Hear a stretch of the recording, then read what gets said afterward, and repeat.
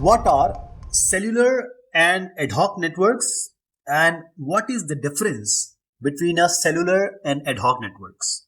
First of all, cellular networks are infrastructure networks.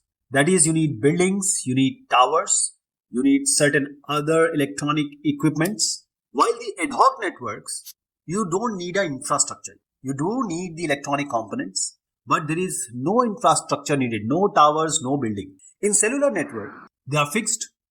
The sites or cell sites are pre-located and they have base stations. In ad hoc network, there is no base station. The cellular networks, we have a static backbone network topology. So there are different network topologies you are aware of. But in ad hoc networks, there are highly dynamic network topology.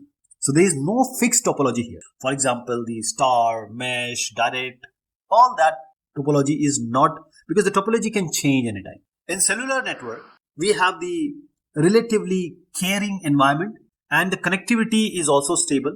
But in ad hoc network, the whole network is a kind of hostile environment. That is, the connectivity is irregular because this is self-healing, self-adapting, self-configuring. So the nodes can join and leave. They are spontaneous. In cellular network, there is a detailed planning before any base station can be involved or installed.